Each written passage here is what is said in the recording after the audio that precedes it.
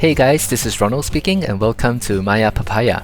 So I've planned this 10-part series in order to introduce this software, which I've used for almost 20 years now, and it's a very powerful software, but there isn't a very young online community that supports the usage of this software because it's not as exciting as if you compare it to Blender. Blender is free, there's a lot of young people using it, so there's a lot of talk about it, but both softwares are powerful. And Maya is very widely adopted across the industry and every professional uses it. But the thing is, these professionals are not raving about the new features and stuff like that online. So I'm doing my little small part over here to build a stronger Maya community. Thanks for joining me in this video and I hope you enjoy this series. Let me talk a little bit about who is the target audience. So if you're a beginner who wish to understand the general workings of a CGI pipeline, then this course is for you because throughout these 10 videos I'm going to show you what is the typical CGI pipeline. And if you are a CGI artist or a VFX artist who is interested in Maya's modeling tools and character workflows, this course is also for you because I'm going to touch on that. If you are looking to transition from any other software like Blender or C4D and maybe you join a company that uses Maya and you wish to transition over, then I think this series will be helpful for you. So yeah, Maya is very strong in its character tools, so you will see that some exercises are designed around creating characters. I'm planning to dive into the nuts and bolts and introduce you to the UI, the navigation, how you work in the software. I will not cover everything, but I'll cover everything that's practical in order for you to create some nice images and make it encouraging. I do know that it's very dry to go over the nuts and bolts like, oh, this is the viewport and this is how you move something, this is how you step something, right? And when it's not contextualized to any particular exercise, it can get really dry. So I've planned the course in such a way that we will get at least a render at the end of every lesson, so you can look forward to creating this render in this lesson. So these are some simple geometric shapes that are put together, which I think if you have some experience in 3D before, you'll be able to pull this off. I plan to conduct this course mostly in Arnold, so you can follow along. Arnold ships with Maya. But let me know if, because the production renderer I use is Redshift, so let me know if you like for me to cover that as well, because I'm happy to do so. Let me dive into Maya. Okay, so this first part over here, it's the Maya version that we are using, and then you see the word here, untitled. This is where your file name will be. After you save the file, it will be here. And this is the menu bar, which has a lot of menu items. It depends on the context that you're working. By default, it's the modeling context, and if you're animating, you switch it to animating and some of the menu items will change, right? So you gotta be aware of this. In case you cannot find any of the menu items, it's most likely that you are not set in the right context. And some of this here kind of complicated, and we will cross the bridge when we get there, but I'll just do a passing mention now. This is a new file, opening, saving, undo, redo, and a bunch of component and object selection modes. Some snapping tools over here, and more extension of the snapping tools, and whether there's symmetry, and a bunch of rendering options over here. If you turn on your render view, there is just a multi-function thing, but I use it mainly to select items by object name, which I can illustrate that later. And if you're logged in, you will see your name over here, right? And this next part over here is the shelf tool. The shelf tool is really important. Right now, it defaults to the poly modeling shelf tool. That's where you can create a cube, a sphere, and so on and so forth. And if you want to do some lighting and rendering, there's an Arnold tab here, which is the default renderer in Maya. So you can click on it and it'll switch to the shelf. And here is the toolbar. This is the whole toolbar, but there's the top half of the toolbar. So over here is the main simple object manipulation tools. So this little cursor over here allows us to do a basic selection. This allows us to do a lasso selection, so on and so forth. I'll cover that later. These are some of the transformation tools allowing us to rotate and translate and scale the object. Here is panel switching, which I will cover later. You can see this viewport over here, which I'm drawing in a big green box over here. And there are some tools here to allow us to switch from a single pane view to a 4-pane view to a dual pane view, allowing us to see our scene from a different angles, right? And this little button here allows us to stow away the outliner. Right, so this area here is the viewport. And there are even more tiny buttons over here, so these little buttons that allow you to quickly access some of the stuff that would otherwise be in the drop down over here.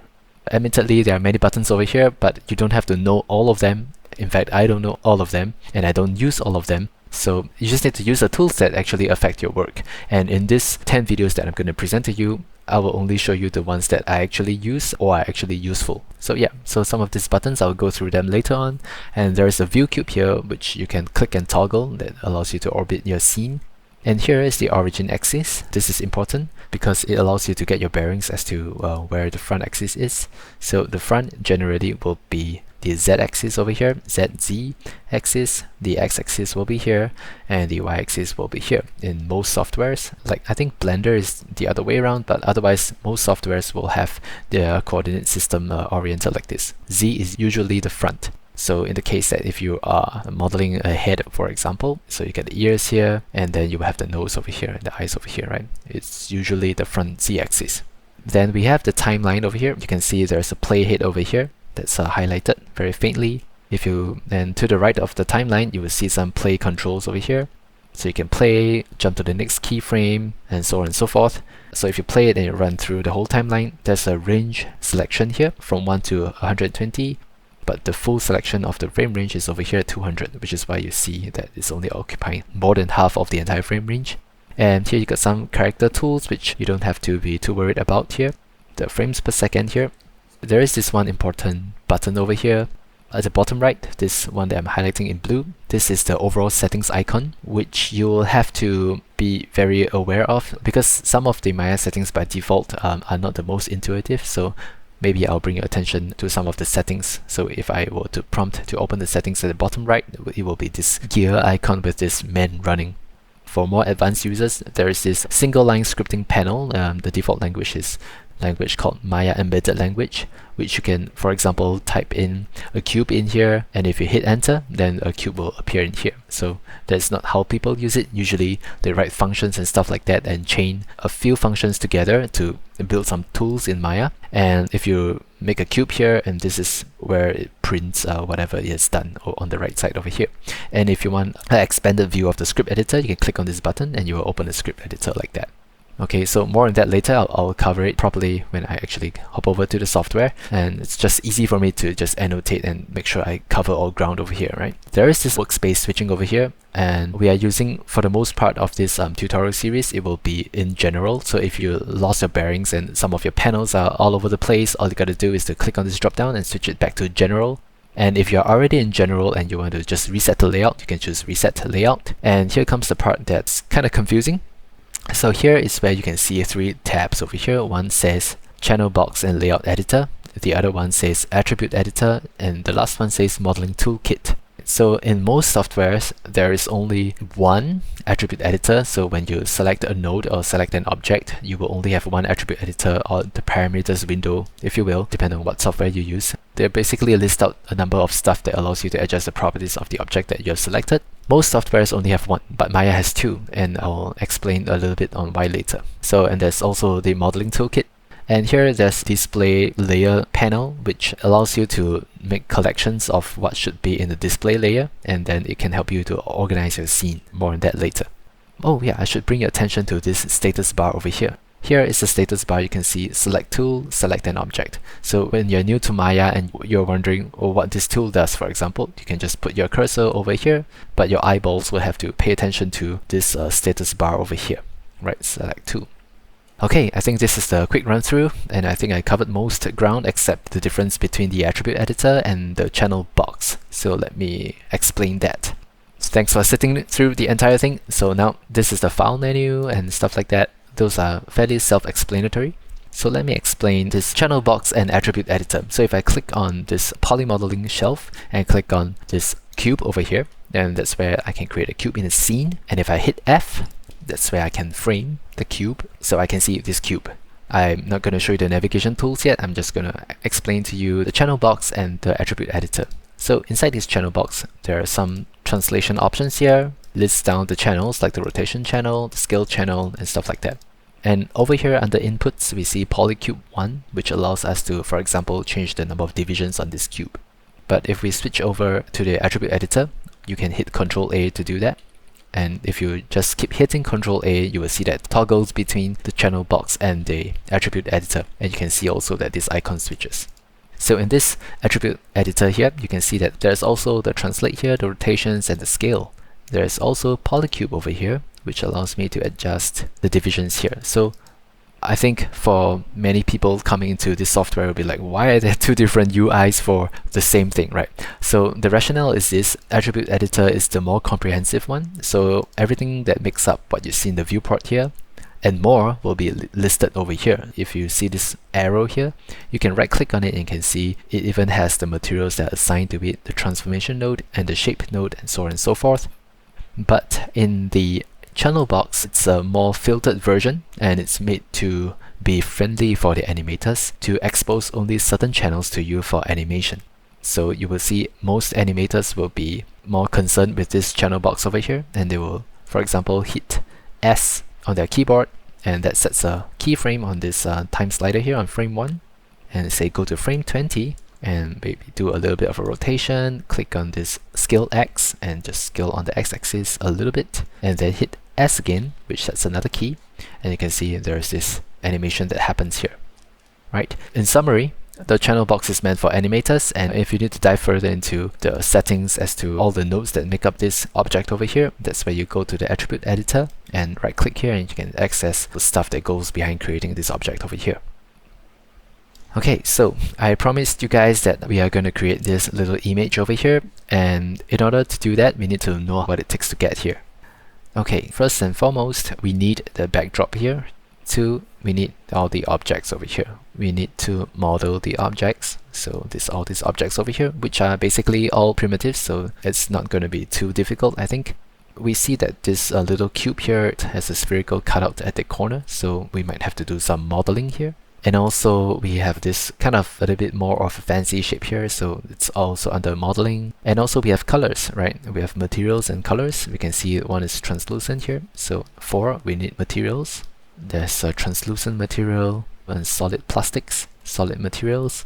And we have colors, varying colors. And also we need the ability to kind of like move them around, right? So we need to learn how to rotate all these objects over here in the scene. We need to do all this rotation stuff. So we need to rotate. And something that we don't see is we also need the camera. So 6, we need the camera. Also, the other thing that sometimes we forget is that we need a light. So the light source is from here, and overall bounce light to make sure that nothing gets too dark, right? So we need 2 light source. One is a directional and area light over here, and the other one is a dome light that gives us this soft lighting. And the directional light to give us a little bit more storytelling and focus in the lighting. Okay, and we can come back to these notes as we move along.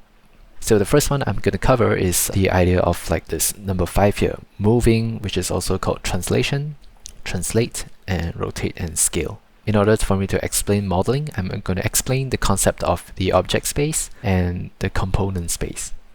Okay, so let's get cracking. Let me hop into Maya. In order to tumble the viewport, you hold the Alt key and hold the left click and you'll see this, right? And if you keep holding down the left click, you can see that you're tumbling your view around, so you can survey the object like that. And if you keep the Alt key held and click to a middle mouse click, you will see there's a viewport panning over here. So it's not like a 2D pan, we're actually moving the camera in the scene left and right, so we can survey our object this way. So the left click is this with Alt held down, and this Alt middle click will give us this, and Alt right click will allow us to zoom in and zoom out when you move your mouse to the left and the right with the right click held down. So it's the same for all, just hold Alt, then left click does the tumbling, middle click does the panning, and the right click does the zooming in and out. And for zooming, alternatively, you can use your scroll wheel. And the difference is the scroll wheel is usually stepped, so you will see this little stepping action, so it's more stuttery this way. If you want a smooth one, then you can use your right click. And if you are really uncomfortable with this for a start, you can use this little gizmo over here, but over time it's easier because you don't have to keep moving your cursor over to the view cube over here. Alright, so that's all for navigation. And so let me create a cube here to explain to you object manipulation. And this cube that I just created, you can see that it's in the viewport, and if I create a sphere here, the cube seemingly disappears, but just know that the outliner is your text representation of your scene, and the viewport is the visual representation of your scene. So in the case that where the sphere is bigger than the cube and we don't see it, we can still see it in the outliner over here. And if we do want to see it in the viewport, you can hit 4 on the keyboard with the mouse hovering over the viewport, and we can see, oh, there's a wireframe here. And if we hit 5, it will be the shaded view. So if you toggle 4 and 5, it will be the wireframe view and the shaded view. And you can also see that Maya attempts to prompt you. Wireframe is on, press 5 to change to display in shaded mode. And you can see these two buttons here, right? So this is the first step to understanding what these tiny little cryptic icons stand for. And over time, you'll get used to them. But for now, I'm just going to let you know that the keyboard shortcuts will be 4 and 5. Okay, so how do we actually move the cube around? So we can click on this translation tool here, or hit W on the keyboard, and we can move on the x-axis by selecting the arrows here. And select the rotation tool. That's what you got to do. This toolbar here, this crosshair allows you to select which object. So let me create another object here and pan over. So with this selection tool here, I click on the cube. It highlights the cube. If I click on the sphere, it highlights the sphere. You can also see that the highlight changes in the outliner here. And you can also see that the channel box here is also contextual. You can see the object changes as we select the different objects here.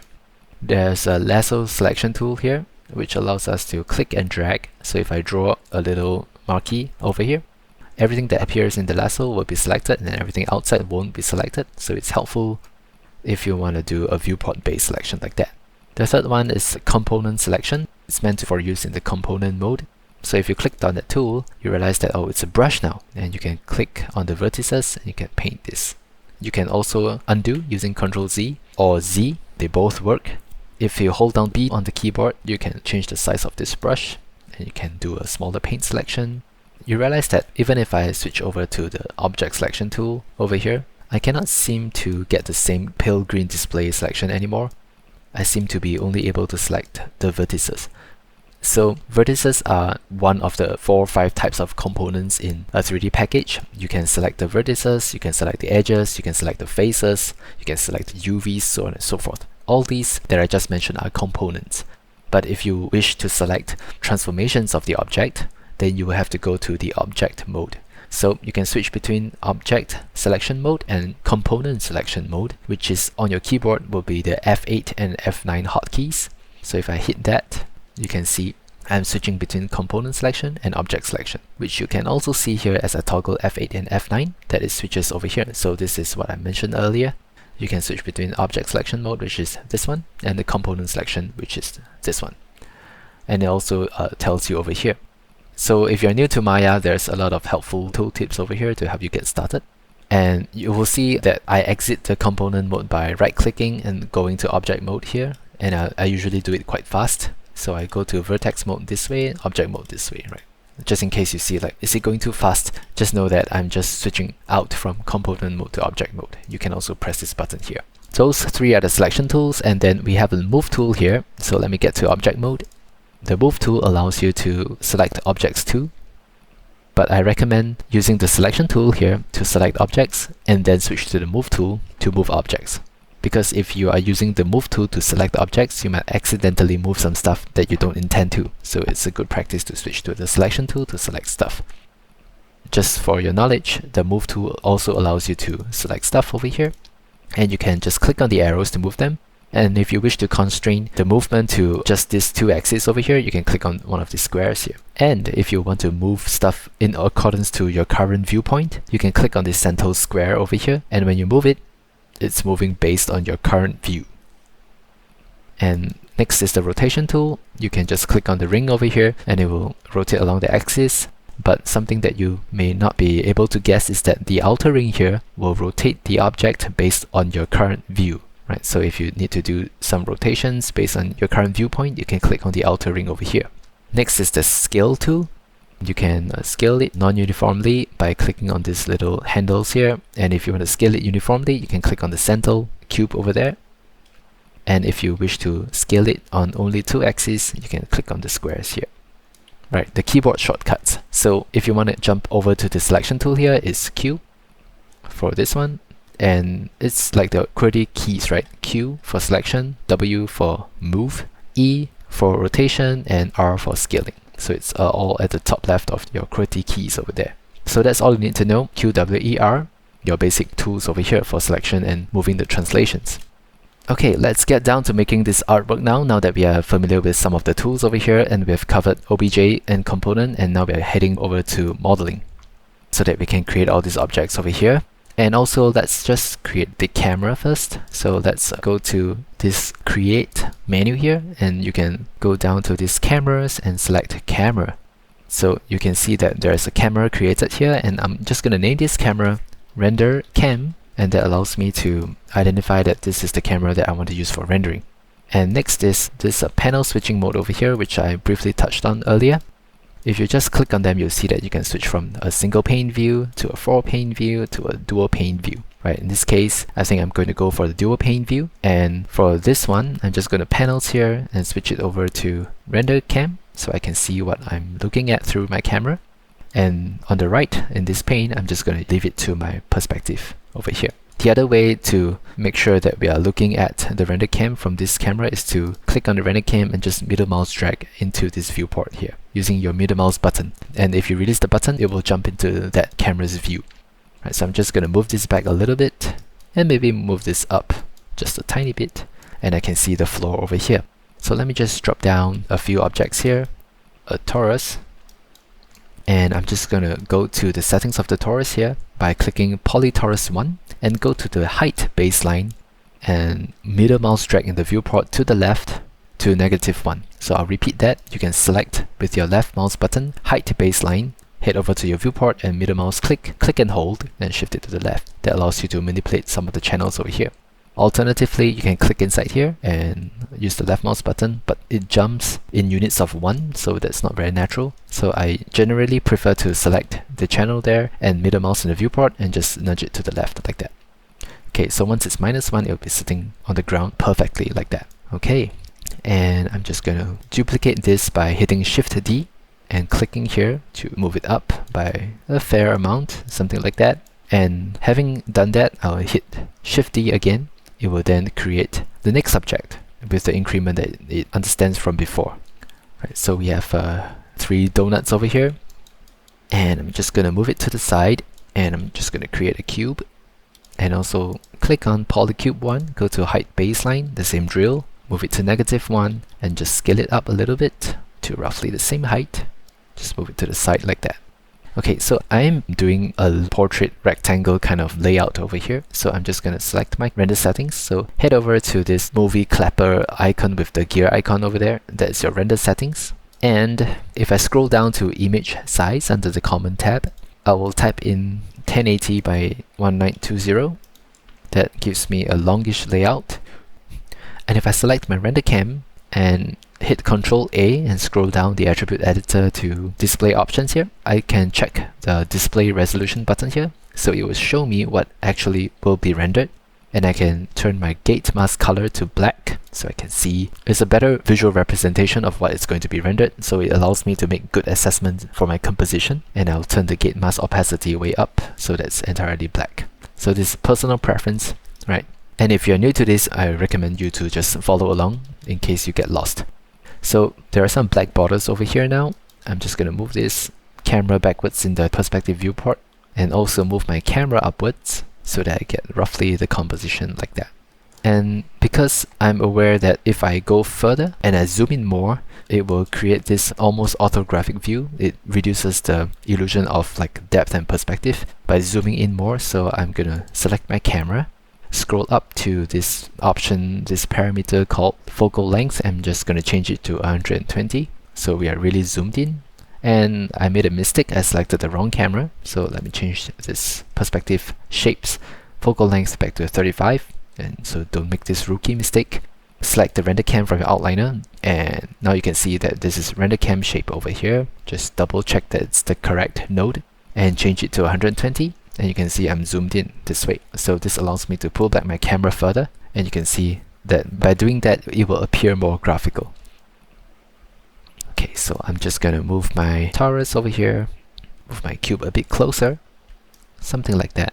Right, so the next objects are the cone. So let me create a cone. Just gonna rotate this, something like that, and size it up here. So I'm switching between my manipulators by hitting the keyboard shortcuts. So if it's something that strongly encourage for you to get used to it, if not, you'll be extremely slow because you will need to keep moving your cursor to rotation to do some rotation, and moving your cursor back to translation to do a translation, keep going back and forth there, right? So that would be really, really slow.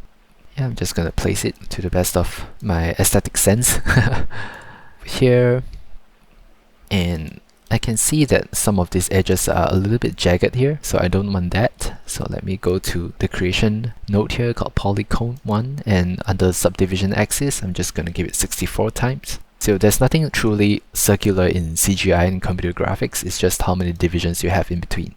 So giving it 64, and from this viewing distance it seems to be alright, and so that's how we determine that it's enough. Okay, and while I'm at this, I will just give it a little bit more subdivision height so that's more evenly tessellated like that.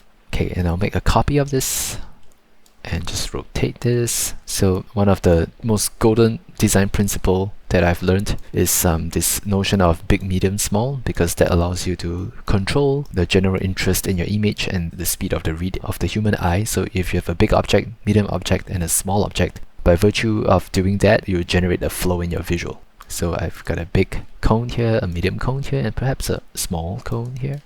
Or this can be the middle cone.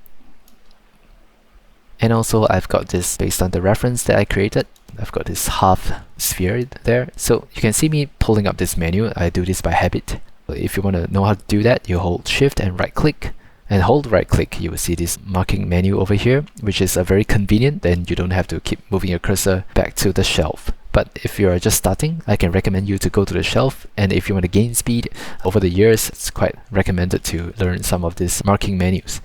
Right, so shift right click will get you to the sphere here. And this is kind of in the way. I just want to model half the sphere. So in order for me to get a little bit more clutter-free environment with the sphere selected, I'm going to hit Control 1. Okay, so I'm just going to toggle that a few times so you get used to this idea. And also you need to make sure that your cursor is hovering over the viewport that you want, that you hit Control 1, because a lot of functions in Maya would be context sensitive. Wherever your cursor is hovering over, even if you're pressing the same shortcut, you might do a different function depending on where your cursor is hovering over. So in this case, make sure that the cursor is hovering over the correct viewport, and I hit Control 1. You can see over here at the bottom it says isolate. Right, so this is the isolation mode. I can do all my modeling over here, and when I'm done I can hit Control 1 again, and it will bring me out of isolation, right? So that's kind of convenient to momentarily declutter your view, right? So let me do that. And you could also notice that this is a viewport dependent. So you can see that in my render cam, I didn't delete my objects, right? So do not panic, it's just an isolated view of the object. So here I'm just going to give it a little bit more divisions, like 64. And I dive into the component mode by hitting F9, if you will, but I'm going to show you another shortcut. If you right click and hold, it shows you the options of components, and if you want to get back to object mode, right? So I'm just going to choose face, so I can select the faces now, and I'm just going to click on this face and then just move along the edge to some other face and hold shift and double click. This allows me to select the faces in this neighboring and looping order, and so if I click here and double click over here, it allows me to select all the faces in between. But if I click here and the next face here, it allows me to loop through the entire sphere like that. Right, so I'll do that, and I'll delete this, I'll delete those faces, and I'll select this top half here and also delete those faces, and I'll do some modeling here. So I do need to cap this hole here, so I'll go to the edge selection mode here by holding right click and move to edge, and double click this edge here, and go to my scale tool by hitting R, and I'm going to hold shift, and I'm going to do a uniform scale down. And if you notice, if I hold shift, this word extrude appears. You can see that happening there. This is a prompt that if I scale down now, I'm not actually scaling down the edge, but actually extruding from the edge. So I'll do this a few times until I go close to the center, and I'll attempt to merge all these vertices into one. To do that, I can hold shift, right click, and move to this one at the top that says merge or collapse edges, and another menu will pop up because you can see this arrow over here. So merge and collapse faces, merge edges to center, and that makes it collapses everything into a point there. And you can see a lot of construction history over here. That's fine, let's not be too bothered about that for now. I will move this half sphere over here to complete the illusion of this rectangle. Okay, and where are the rest of my objects? Again, don't panic, hit Control 1 and I can get back to this mode here. I would like for some of these objects to be a little bit more centralized. And you can see that why is this gizmo for this object so weirdly oriented? Because this move gizmo is currently set to show you the object's axis, which is helpful sometimes. But now I just wish to move this object in accordance to the world space, so I will go to my move options and switch it to world reference, world orientation. To do that, I will hold down my move shortcut, which is W, and hold the W down and left click, and I can see two options here. Right on the left, it's object and world. So if I switch it to world, you can see the gizmo switches to the world orientation. So this allows me to just move it forward like that. So let me just even out the spaces here, maybe move this one forward too, get a good distribution. And so I have also slightly offset hemisphere here. So let me make a clone of this, just move it down, and make a clone of this using Shift D, and just rotate this 180 degrees. And to make sure that it's fully 180, I can go to this, I can rotate this for a while, and I can see that this rotate Z is the one that's triggered, and I can type in there 180, right? So we can do this, and do a little slight offset over here, very slightly, and perhaps rotate this view like that.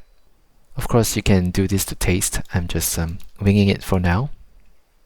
Scale it down slightly, just rotate this so that nothing really clashes. And alright, so there are some sticks that stick out of this stand over here. So let me create a cylinder and give it enough divisions on the axis here. So maybe 48, and make it slightly taller. Once again, I'll select the parameter or the channel that I want to adjust, and then head over to the viewport and middle mouse click and drag from left to right. So give it a little bit more height and a little smaller radius like that.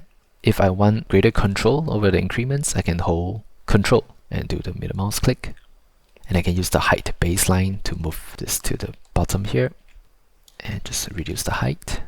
So something like that, and I can just make a few copies of this. I think I lower the subdivision axis here because it's quite far, you cannot tell. And yeah, I'm just gonna do some placement here, perhaps make a copy, Shift D, and make a little overlap here so that looks more organic.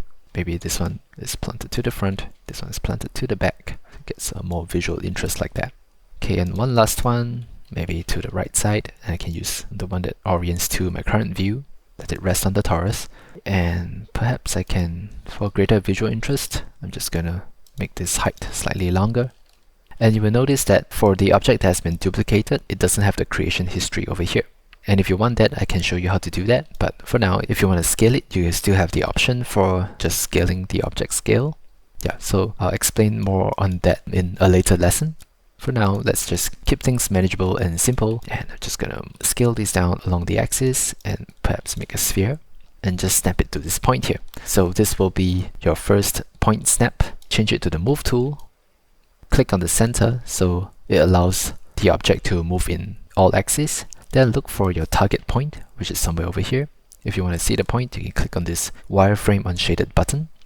And there is a vertex over here. So if I hold V for vertex snapping, you can see over here in the UI, this button over here, it will toggle if I hold V. And I'm just going to middle mouse and kind of brush over this vertex over here. Then you'll see, ooh, the sphere actually snaps there. So that's how you do snapping. I'm just going to scale down. And I'll demonstrate that a few more times. There's a lot of snapping operations that will need to happen from time to time. Right, so I'm gonna just place this here. I think it's pretty much all good. I do want to create the cutout. So just to remind you, I cut out from this cube a sphere there. So let me just give it some rounded edges on this cube first. So I can do that by selecting all the edges here and do a bevel. Right, to do a bevel, you can hold Shift, right click, and there's this bevel edge over here. So once you create that, there's this little tiny window that opens, and you can go to the fraction and just adjust to the size you want. And usually the increments are quite big, so you can hold Control for smaller increments and just get a little bit more segments over here. So I just need a little bit like that.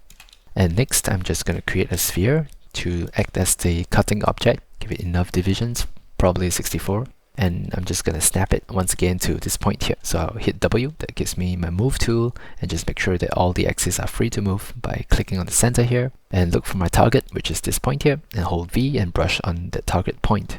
So I'm just emphasizing this because there are a lot of newcomers to Maya would be trying to, for example, hold V and trying to move this object somehow over to this point here. But that is not a necessary maneuver because you can basically be focused on your target and hold V and just snap it here. There's no need to, for example, this could be a mile away in the scene. That doesn't matter because I can just go to my target, hold V and snap it here. And that was a good demonstration of having the axis constrained to only the x-axis, which is why when I snap it here, it only snapped it along the x-axis to this point's x-axis. So that can be an unintended maneuver, but you can also use it to your advantage if you want to snap something only along this axis. So once again, I'm going to select all three axes and go to this target point here and hold V and snap it there using the middle mouse button. Next, I'm going to scale this up until the size that I want, and I'm just going to do a Boolean function. And to do that, if you hit Ctrl F, it allows you to find some functions that you have difficulty finding. So there are a few things that this quick search allows you to do, and the one I'm going to show you now is to make sure that this is on the magnifying glass icon under search, and you type difference. And you can see that there is A minus B or B minus A. And based on my order of selection, I want my cube to minus my sphere. So I will select the cube and select the sphere, hit Ctrl F and type in difference and choose A minus B. And this opens up this attribute editor because they recently updated the tool to allow you to manage your Boolean functions. And it also shows you the subtracting object over here, which is kind of nice and helpful because you can select the sphere and just adjust your Boolean function. So you can do some nice animation this way, but I do not want this behavior. So what I'm going to do is to go back to selecting the cube here and just delete history, which removes all the ability to adjust this. And I don't want to look at this little red color ghost objects here that kind of like makes me nervous. So I'm just going to delete the history, and the shortcut to delete construction history is Alt-Shift-D, right? That removes the entire Boolean history there. So now my scene is really clean and I've got a little cutout over here. So that's the Boolean function. We're almost done modeling, so I have this little two very faint glass panels over here that are squarish. So let me just create a cube that's close to a square. Hit Ctrl 1, so I'm just repeating all the functions over here. Scale this down and go to component mode by right-clicking, go to edge and selecting all these edges over here. And do a bevel, shift right click and the bevel edge is over here. And I'm going to hold Control, lower my fraction count and increase my segments over here. That gives me kind of like the disk that I was looking for. So let me now exit isolation mode by hitting Control 1 and just move this over here. Somewhere here. Okay, and I'm just going to duplicate this. And there's one more at the top right here to complete the illusion of the implied lines, right, of this rectangle here. So if I were to scale this now, you can see that the corners are stretched and they don't look the most appealing. So I do have to hop over to the vertex mode, which is a component mode. Select this half of the vertex, hit W and just move this along so we don't get any stretched corners here. Alright, and this little implied rectangle is complete. So this is kind of quite fun to look at. And let me head over to my camera and just move it up a little bit so that this implied rectangle sits in the center of the frame. Yeah, I think that's it. So I think there's a little bit of space here. I'm just going to move this up. Cool. Perhaps for a little bit more visual interest, you can see these toruses here are slightly jagged over here. So when we render this, we might be able to see those artifacts. And the way to counter that is to select the object and hit 3. That allows us to do a subdivision preview, which also gets rendered. More details on that later in the course, but for now, you just need to know that we can select the objects and hit 3 and it will have a smooth appearance. And just for some visual interest, I'm just going to select. So I get to the edge selection mode and double click here. It allows me to select the entire loop, and I can hit the translation tool, W, and move this down to generate some interest. But I do want to move some of the neighboring edge loops over here. So I will hit B to turn on soft selection mode. And if I hold B down and use my middle mouse button to drag in the viewport, I can adjust the radius of my soft selection here. So around here is good. And I release my middle mouse and release the B key. And I can move this down like that. So this gives me a slight visual interest in my torus so that it's not too even, right? So I'm going to do the same for this edge over here. And also for this one over here. But I think in doing that, they are all slightly intersecting with each other, so it breaks the illusion like they are actual three-dimensional objects in the scene, so I do need to scale them down a little bit. And I can also assess if it's intersecting by heading over to the front view. So I can click on this button over here to see the 4-panel view, and perhaps just go to the front view. Oh, by the way, I can hit spacebar. That allows me to expand the panel that my mouse is currently hovering over. So this is the front view, and I can hit 4, and I can now see that, oh, this is slightly intersecting that object there, so I just can make way for that. Something like that. Alright. So I can click the 1-panel view again. So this is my scene, and I do need to build the backdrop. So there are a few ways to build it, and I think let's just try to put one plane here, just size it up, and okay, so the front view is over here, right, on the z-axis. I will put my pivot of this object to this vertex here, and to access the pivot selection mode, I press the insert button on the keyboard. Oh, my soft selection is still turned on, so hit B to turn it off, and I'm just going to middle mouse my blue color axis here, so I'm only constraining the movements to the blue axis, and hold V and snap it to this point here. And I'll exit the pivot selection mode by hitting the insert key again. So there's a difference there. With the pivot selection mode, you can see that there's this extra rotation gizmo, and the scale gizmos get expanded there. Okay, so now that the pivot is here, we can sort of rotate it. So I'm just going to make a copy of this and hold V and snap it to this vertex here. So this allows me to then hold J, click on this, and just rotate in increments of 15 degrees to the 90-degree angle here. If I manage to merge these two objects together and merge all the vertices that are close to each other, and I've hit 3, it will allow what we did here to get a smooth appearance, right? But these two objects are currently still separated, so let me select both, shift, right click, and click combine. If I delete the history, you can see that it cleans up the outliner. But at the same time, if I go to component mode and select this face and just move it around, I do know that these components are not connected to each other yet. So what I can do is to select a bunch of these vertices in this vicinity, and go to shift right click and hold it, and go to merge vertices and merge vertices over here. This one, not the one that's merging to the center. What this does is, based on a certain distance threshold, it will merge the neighboring vertices together. So this is a very small value here, 0.01, and we can just test this by going to the face selection again and just move this around. You can see that it's combined now. So with that, if I hit 3 now, you can see there's this really smooth surface over here. So I can then perhaps move my pivot to this point here and just move this pane a bit closer here. And if I do want the curvature to be bigger, all I gotta do is to just scale this bigger. Get a softer gradient there. Okay, so I've built my backdrop, and it's quite nice to have the backdrop near the object so that there's some bounce light. I have not saved the scene, right? So let me just show you how to save the scene. You can go to File, Save As, and by default it will point you to inside your documents. There will be a Maya folder, and this is default project. So it defaults to C users, your username, documents, Maya, projects, and default.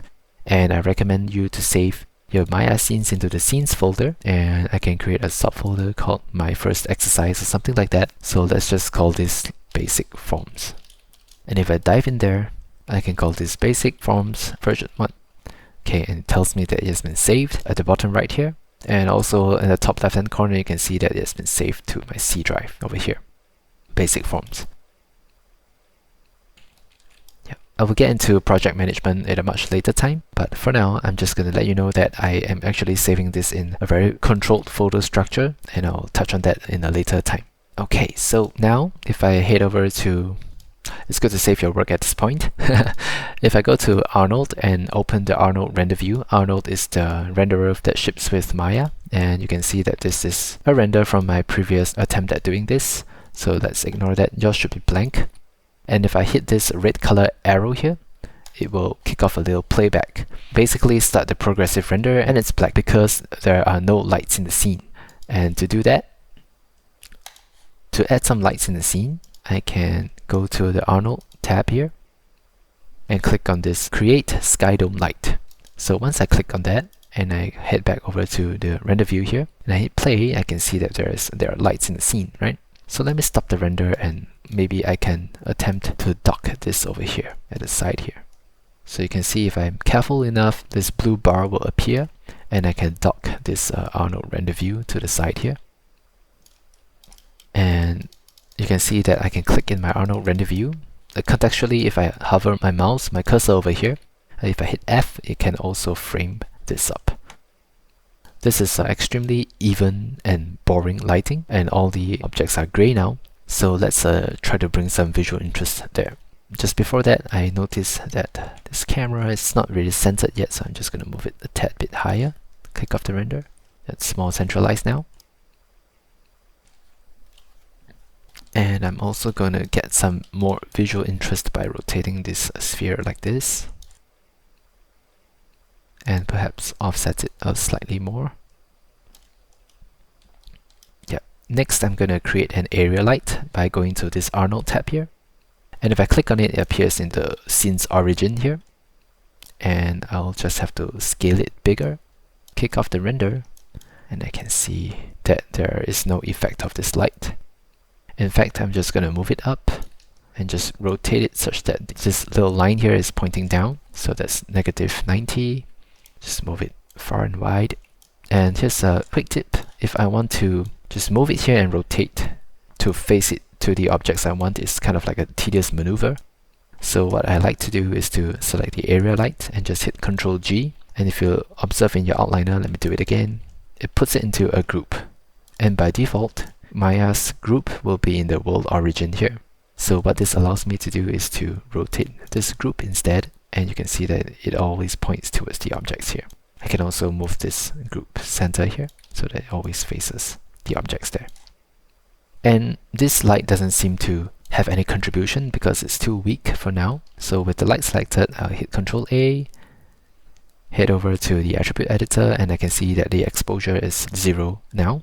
So if I change this exposure to 8 stops, you can see it's getting brighter. If I put 12 stops, it's a little bit too bright, so maybe 10 stops, it's kind of healthy. And I'll head over to the Skydome light here.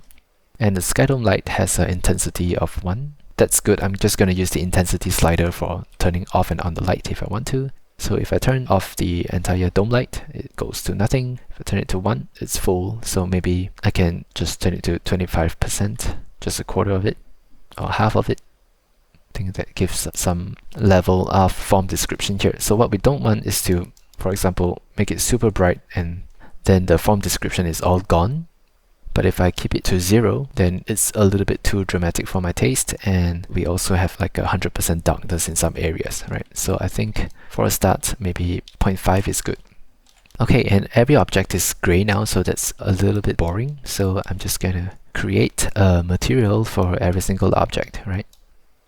Okay, there's one important thing to note in Maya, is that all the objects here are defaulted to this material called Standard Surface 1. Which isn't an Arnold material, but Arnold seems to understand it, but it's not good to rely on this material because it might not have some options that are more advanced that are available to this third-party renderer called Arnold. As much as it ships with Maya, it's still a separate renderer, so it's best to use Arnold's material. Just for contextual knowledge, all the default materials are assigned to Standard Surface 1, so I don't encourage you to change any of the material properties of Standard Surface 1, because if not, every time you create a new object, it will basically inherit these colors over here. So for example, if I choose green over here, then every object is going to be green, so that's kind of like scary looking. So what you're going to do is to, with this object selected, right click on it, hold the right click and assign a new material, and head over to Arnold shader, and you can look at this panel over here and you can see AI standard surface, right? This is Arnold's standard material, and this is the one we will use 90% of the time, maybe even 100% of the time, right? So we'll right click on that and we can add it to the favorites. So what that does is the next time you click on it and right click, and you can go to assign favorite material, and it will appear here as AI standard surface. So let's do that. And you can see it's brighter by default. And I do want every object in my scene to have its own material to get extra control. So I'm just going to select the next object, and I'm going to teach you guys a shortcut now. It's called G. So G will repeat the last function that you executed in Maya. And the last function I executed in Maya is not selecting objects, but the last function I executed was assign a new material called AI standard surface. So I can use this to my advantage by speeding up my workflow. I just select the cone, hit G, assigns a new material, select this cone, hit G, assigns a new material, so on and so forth. Right, so I'm just going to speed through this by selecting each object and hitting G. And also don't forget the ground.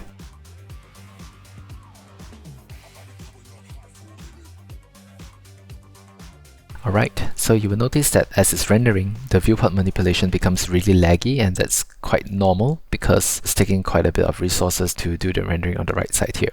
Just be aware of that, and if you want faster manipulation here, you're encouraged to stop the render and then do your manipulation. You can see it's a lot more speedy now. And mostly all these objects here, I don't want them too shiny, I want them to be plastics. So I'm just gonna select them and go to the material properties. And you can see that there's a lot of history here, so there are a ton of nodes over here that makes up this half sphere here. And I know that the material is at the end of this stack, so I see many people new to Maya, they will click on this. Actually, new and old to Maya, I still see very experienced users, they will just click this 20 times to go to the end of the stack. But I'm just gonna let you know that you can right click here and you can just go down to the material here. So you don't have to click this 100 times if you have a lot of history. So just click on that material. And this other very useful tip is that Arnold ships with presets over here. So if you click on presets, and you can head over to plastic and choose replace, and you replace it with its plastic material, which introduces a little bit of subsurface scattering. Right, I'm going to do that for all the objects here, and I'm just going to speed through this. And I want faster maneuvers, so I'm going to stop the render and just do this. Plastic, replace. And because this is not a function, I cannot hit G. This is applying a preset, and applying a preset is not a function that's executed in Maya. So it takes some experience to know which is a function and which is not, and so you gotta experiment. But every time you know it's a function, you know you can hit G, and that'll be kinda nice, but in this case it's not a function. Alright, and for the last object here, okay, so everything is blue now and everything looks a little bit too glossy. So I'm just gonna go over to some of the objects here and change the roughness to 0.5. And okay, so I do want this very pastel-y look over here where it's largely warm colors, and very deliberately I have the transition to cooler colors over here at the bottom right. So there's a little direction as we look at this image over here. You apply the same solution here. So the background, let me just change it white first, so not to get distracted. And this one, I shall choose a warm color by hitting on the color wheel, heading over to something less saturated here. And this one, just getting some hue variance from there. So the nice thing about the Arnold render view is you can also select the object by clicking on the object here, so that's really convenient. So this is where it starts to get cool. So maybe just some greens, and it gets progressively bluer, and the bottom one is really deep blue. Maybe less saturated. And overall I'll keep a warm image here. A lot less saturated. Let's see how much my lighting gets affected by this. So if I move back, I get a little bit more separation between the object and the background. And I'll head over to select group 1, not the actual light itself, but the group of the light. And just adjust the rotations to see if I can get more interesting lighting. Yeah, something like that is fine. Just a little bit stronger. And maybe for my sky dome light, I just lower this to 0.25. I think 0.3 is fine. And let's just frame this to the center. Very good. There is a lot of empty space over here, so maybe I'll try to lengthen this object here just to fill up the space. And this too shall be frosted materials, so stop the render and head over to the material here and go to frosted glass. Just replace it, but it comes with a strange tint over here, blue tint. So I'm just gonna make that fully white by turning the slider down to black, and then it removes the hue variation, and just slide it back up to 1. So once again, frosted glass, and slide it down, and slide it all the way up. So we can see slightly frosted over here. I can change the scatter also and turn on a little bit of a depth. Just do some adjustments to the lighting.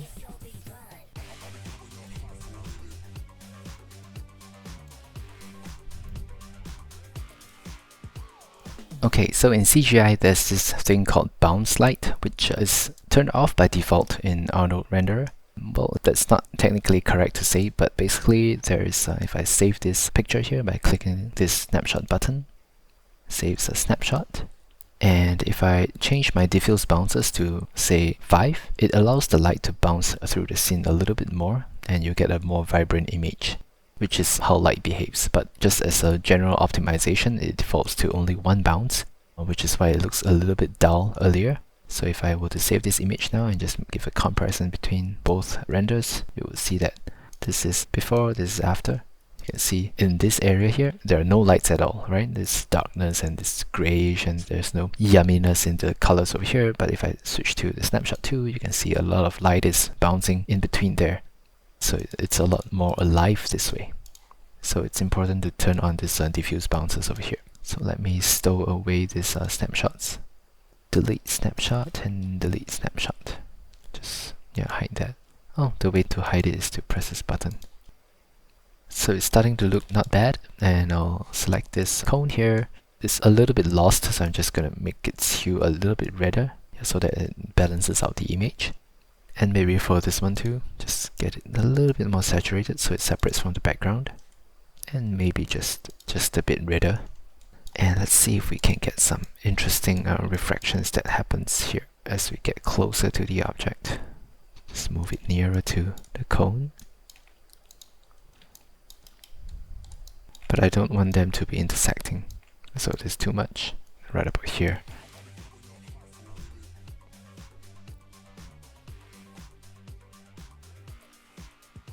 Okay, let's do a little checklist now. We've got the camera, we've got the lighting, we've got the materials, we've got the translucents, we've got the solids, we have varied the colors, we have covered how to rotate, move and translate and scale, and we've also modeled the backdrop. So we're basically done, but there is this little interesting object which I haven't showed you guys how to model. I'm going to show you now how to approach that, and maybe it will inspire some of you to try to use this technique for some of the other stuff. So basically this line over here, we can select the edge loop over here and go over to modify, convert, and I can convert this polygon edges selection into a curve, right? So this is now a curve which I can center its pivot by clicking on center pivot under the polygonal modeling shelf. Click on center pivot, and I can scale this up slightly. And with this curve, I can head over to this button over here, and it's called Sweep Mesh. And if I click on that, it allows me to choose the profile of the mesh I want, which is star.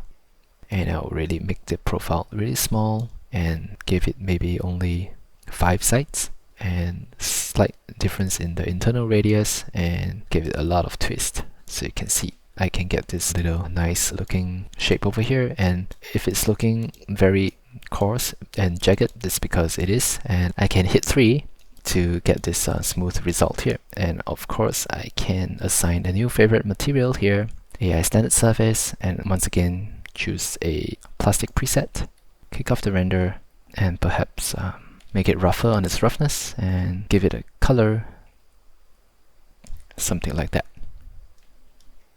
Okay, so if we let this render, and we are almost done, and the last thing I can tell you is that even if you wait for super long, it will still look very noisy like that. That's because of the max camera samples over here.